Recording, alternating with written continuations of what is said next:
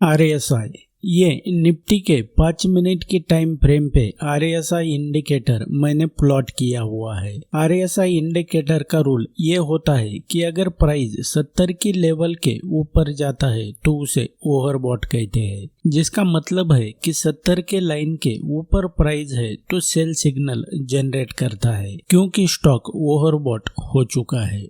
और अगर प्राइस 30 की लाइन के नीचे आता है तो बाय सिग्नल जनरेट करता है क्योंकि स्टॉक ओवरसोल्ड हो चुका है। यह सिंपल सा RSI इंडिकेटर का रूल होता है।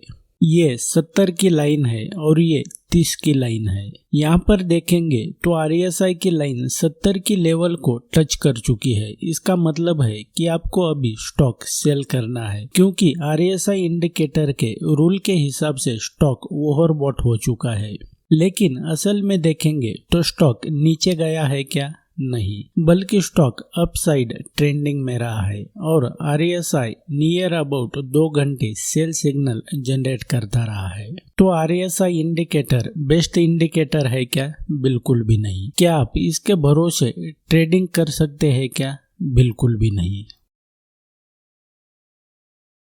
ये निफ्टी का 17 जून 2022 का चार्ट है, जिस दिन मैं ये वीडियो बना रहा हूँ, जिसके ऊपर मैंने 5 मिनट, 15 मिनट और 30 मिनट की टाइम फ्रेम पर EMA यानी मूविंग एवरेज इंडिकेटर प्लॉट किया है। फर्स्ट 5 मिनट की टाइम फ्रेम पर EMA एवरेज मूविंग प्राइस 15,306.36 दिखा रहा है। सेम चार्ट 15 मिनट की टाइम फ्रेम पर EMA एवरेज मूविंग प्राइस 15,318.52 दिखा रहा है, यानी कि गलत सिग्नल दे रहा है। सेम चार्ट 30 मिनट की टाइम फ्रेम पर EMA एवरेज मूविंग प्राइस 15,339.38 दिखा रहा है। EMA टाइम फ्रेम चेंज करने के बाद गलत सिग्नल दे रहा है। तो आपने देखा कि कैसे EMA सेम चार्ट पर अलग अलग टाइम फ्रेम पर मिसलीड करता है।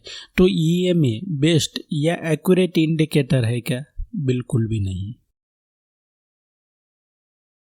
ये निफ्टी के 5 मिनट के टाइम फ्रेम पे स्टोकेस्टिक इंडिकेटर प्लॉट किया है। स्टोकेस्टिक इंडिकेटर का रूल ये है कि अगर प्राइस 80 के लाइन के ऊपर जाता है तो उसे ओवरबॉट कहते हैं, जिसका मतलब है कि 80 के लाइन के ऊपर प्राइस है तो सेल सिग्नल जनरेट करता है क्योंकि स्टॉक ओवरबॉट हो चुका है।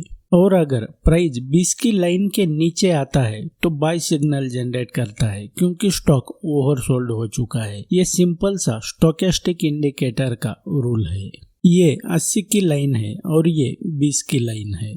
यहाँ पर देखेंगे तो स्टोकेस्टिक की लाइन 20 की लेवल के नीचे जा चुकी है। इसका मतलब है कि स्टॉक बाय करना है क्योंकि स्टोकेस्टिक इंडिकेटर के रूल के हिसाब से स्टॉक ओवरसोल्ड हो चुका है। लेकिन असल में देखेंगे तो स्टॉक ऊपर गया है क्या?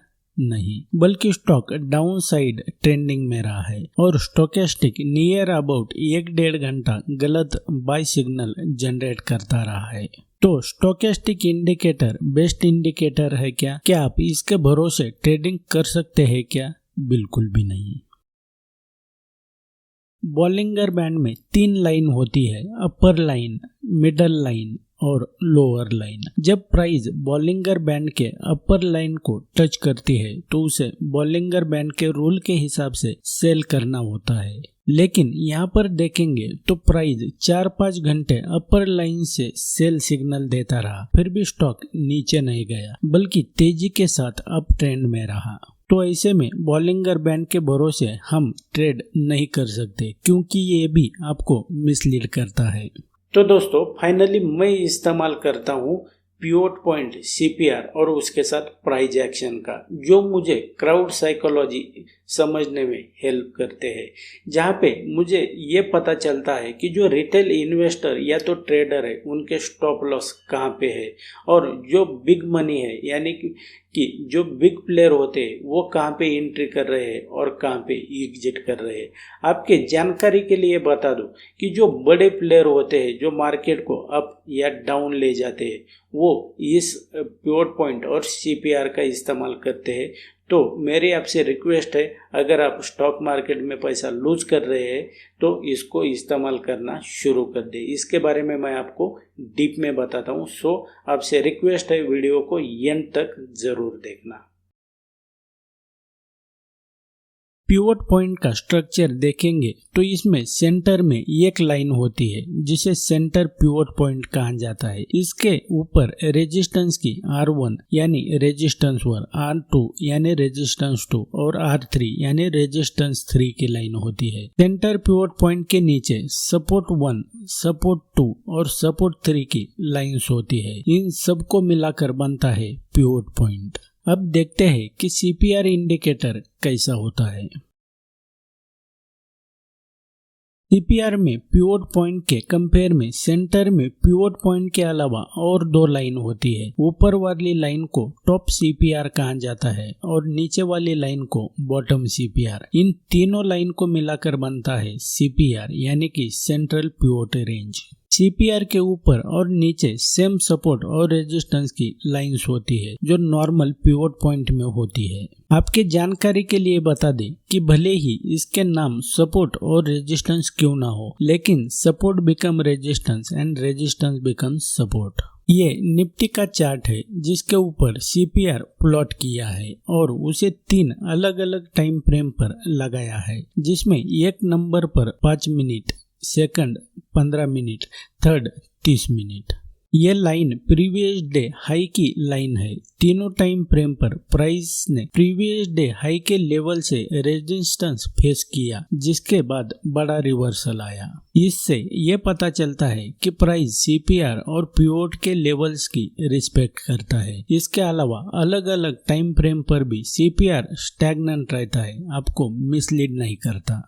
CPR और पिवट आपके चार्ट पर है तो आपको ये एंट्री, एग्जिट और स्टॉप लॉस लेवल डिफाइन करने में आपकी मदद करता है। इस एग्जांपल में यहाँ पर शॉर्ट एंट्री करके यहाँ पर एग्जिट कर सकते थे, फिर से यहाँ पर लॉन्ग एंट्री करके यहाँ पर एग्जिट कर सकते थे।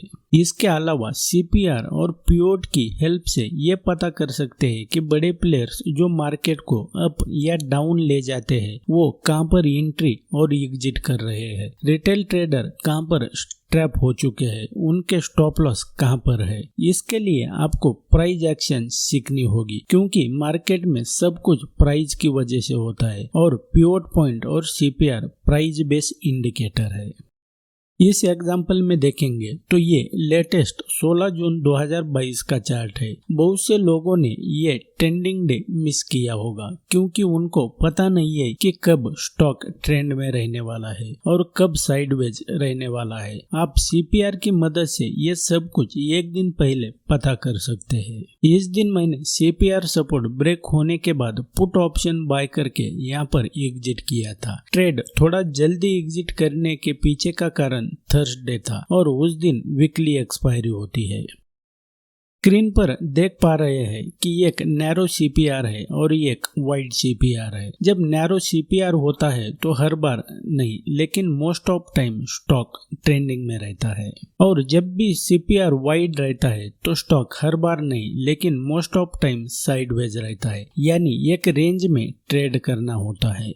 आपको ये तो पता चल गया कि कैसे CPR वर्क करता है। इसका ये मतलब नहीं है कि मार्केट ओपन होते ही इसमें इंटर कर जाना है। इसके लिए आपको प्राइस एक्शन सीखना बहुत जरूरी है। So thanks for watching, see you in the next episode.